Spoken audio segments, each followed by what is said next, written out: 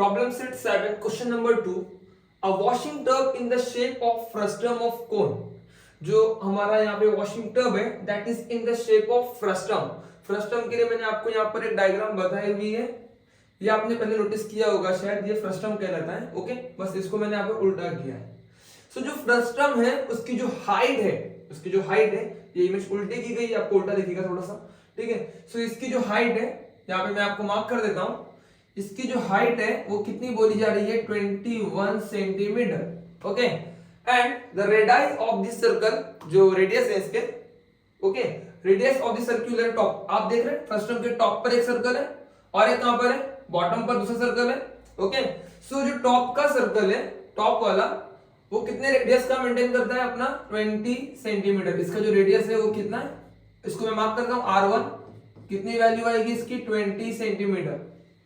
Same way R2 की value कितनी highlight होगी यहाँ पे, इसको हम R2 के नाम से हाईलाइट करेंगे. क्या वैल्यू हाईलाइट हो रही है इसकी, R2 की वैल्यू आ जाएगी, कितनी दी हमको, 15 सेंटीमीटर. Okay, 15 centimetre. और साथ ही साथ आपकी अंडरस्टैंडिंग के लिए मैंने यहाँ पर उस बकेट को रखा है, उस टब को रखा है.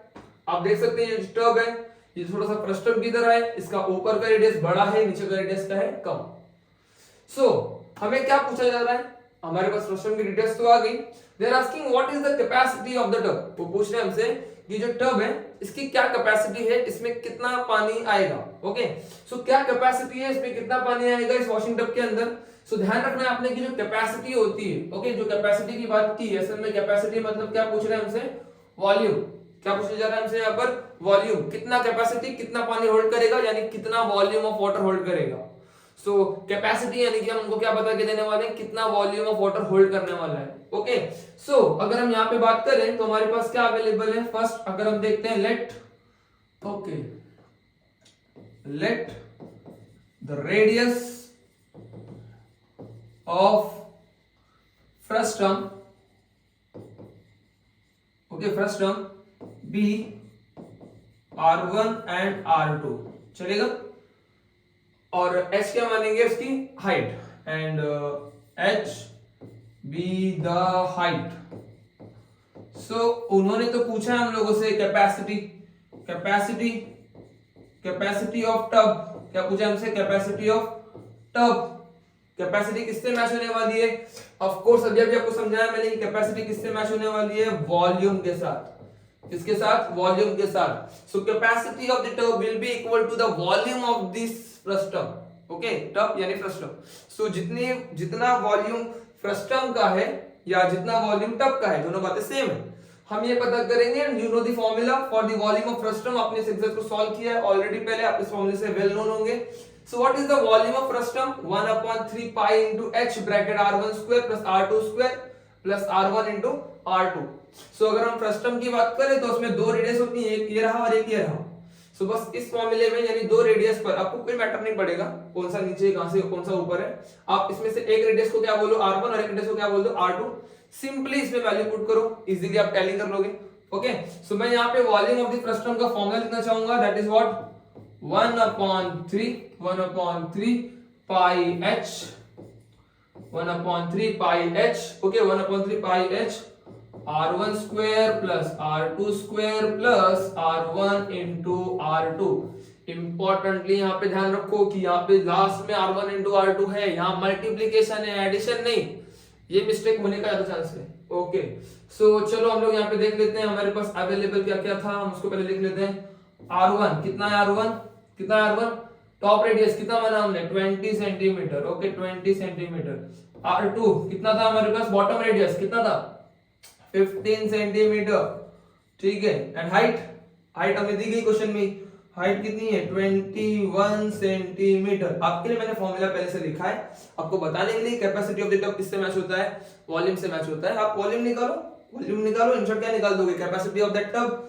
चलो फिर हम लोग शुरू करते हैं अपना काम, दैट इज हम निकाल लेते हैं यहाँ पे वॉल्यूम ऑफ द टब. क्या निकालना शुरू करते हैं हम लोग यहाँ पर, volume of tub that is what, 1/3 pi into h R1 का स्क्वायर प्लस R2 का square plus R1 into what, R2 into what, R2 सब हमने यहाँ पे फॉर्मूला लिख लिया है, वैल्यू हमारे पास अवेलेबल है, जस्ट सिंपली पुट करते हैं।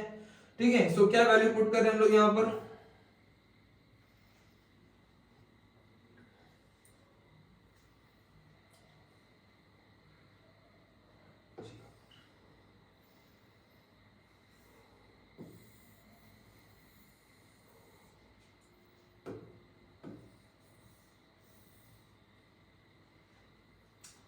ओके सो वैल्यू क्या पुट करें हम लोग यहाँ पर, यहाँ पे चेक कर लेते हैं, 1/3 इंटू पाई इंटू एच, कितना है h, 21 bracket, what is R1, check करो व्हाट इज R1, कितना है R1 यहाँ पर 20 स्क्वायर, R2 कितना है R2 15 का square plus what is R1 20, what is R2 15, okay 20 into 15, इसको रफ करता हूं जरा, ठीक से लिखता हूं आपके लिए, ओके सो 15, ओके चलो अब क्या करें, पाई की वैल्यू डालते हैं यहाँ पे, पाई की वैल्यू क्वेश्चन में दी थी, कितनी वैल्यू दी थी पाई की वैल्यू, चेक करो 22/7 दी थी, पाई की वैल्यू कितनी है 22/7, जो दी वही लेनी है, वरना नहीं दी होती तो हम कुछ और लेते, दैट इज 3.14 भी ले सकते थे हम लोग, बट अभी के लिए 22.7, okay so 20 square plus 15 square plus 20 into 15, अभी कुछ किया नहीं, अंदर कुछ नहीं किया, अभी कर लेंगे थोड़ी देर में, अभी सॉल्व कर लेंगे। सो व्हाट इज 7 3 जा 3 1 जा, ये कट गया, 7 3 जा 21, 3 1 जा 3, कट गया, क्या बचा 22 बचा, इनटू चलो 20 का स्क्वायर पता होगा ना, 20 का स्क्वायर कितना होता है 400, व्हाट इज 15 का स्क्वायर, कितना 15 का स्क्वायर, सिंपल है, कितना 15 का स्क्वायर 225 प्लस 20 इंटू 15 मल्टीप्लाई करो, 20 इंटू 15 15 जा 30, एक जीरो और है तो 300 आएगा। चलो लास्ट अब यहाँ पे देखते हैं 22 इंटू 400 प्लस 300 कितना मिलेगा आपको 700, 400 प्लस 300 आपको कितना मिलेगा 700 प्लस 225 प्लस 225, ओके चलो आगे जाते हैं, सॉल्व करते आगे जाते हैं, 22 इंटू 700 प्लस 225 925, 925, अब क्या करें यहाँ पे इन दोनों को मल्टीप्लाई कर लेते हैं, इन दोनों को यहाँ पर मल्टीप्लाई कर लेते हैं, कितना आएगा 925 इंटू 22, 5 2 जा 10, 1 कैरी 2 2 जा 4 प्लस 1 5, 9 2 जा 18, चलो आगे 2 5 जा 10, 0 1 कैरी, 9 2 जा 18, ओके 9 2 जा 18, और यहाँ पे एक मिनट 2 2 जा 4 प्लस 1 5 नहीं लिखा मैंने, 9 2 जा 18 डायरेक्टली यहाँ पे लिख देते हैं, सो सेम ही आएगा ना actually, 0 5 13 1 carry, 8 plus 2 10, 0 1 carry, 1 plus 1 2, so we are having 20350, 20350, so इस तरीके से हम लोगों ने फाइनली यहाँ पे volume of tub that is capacity of the tub निकाली है, ओके चलो इसको थोड़ा सा साइड में कर देता हूँ मैं, कैलकुलेशन का पार्ट, ओके सो अब लास्ट में हम कमेंट देंगे, कमेंट देना चाहिए हमको यहाँ पर, सो कमेंट किस बात का देंगे, यहाँ पे जो हम बात कर रहे हैं वॉल्यूम ऑफ टब की बात कर रहे हैं, आपको यूनिट ऐड करना है, हमेशा हर आंसर में क्या करना है यूनिट ऐड करना है। सो हमारा जो डाटा था वो किस में था, सेंटीमीटर में था, डाटा किस में था सेंटीमीटर में, एरिया किस में लिखते हैं हम लोग, एरिया किस में लिखते हैं, जरा रिकॉल करो, एरिया कैसा लिखते हैं हम लोग, एरिया का यूनिट क्या होता है, जो भी यूनिट होता है उसको क्या करना लगाना पड़ता है हमको स्क्वायर, जो भी यूनिट होता है उसमें क्या लगाते हैं हम लोग स्क्वायर, वैसे वॉल्यूम में क्या करते हैं हम लोग, जो भी यूनिट है उसमें क्या लगाएंगे ब्रैकेट रेस टू 3, जो भी यूनिट है ब्रैकेट रेस टू 3, यानी कि इसमें क्या लगेगा सेंटीमीटर यूनिट है ना, तो सेंटीमीटर यूनिट है तो हम क्या लिखेंगे सेंटीमीटर क्यूब, एरिया होता है तो क्या लिखते हैं हम लोग सेंटीमीटर स्क्वायर, जो भी यूनिट है उसके हिसाब से हम यहाँ पे आइदर स्क्वायर या तो क्यूब हम यहाँ पे ऐड कर रहे हैं। चलो अब लास्ट में कमेंट पास कर लेते हैं, so what is the volume,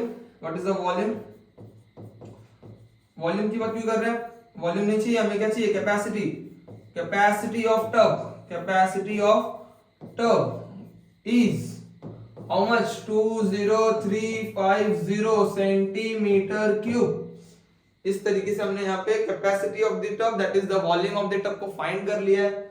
बहुत ही सिंपल सा क्वेश्चन है, यहाँ पे आपको इंपॉर्टेंटली बस इस फॉर्मूले को that is volume of tub इसको आपको ध्यान रखना है, that is 1/3 pi h bracket r1 square plus r2 square plus plus r1 into r2 plus r1 into r2। आपको इस फॉर्मूले को भाई इंपॉर्टेंटली ध्यान रखना है।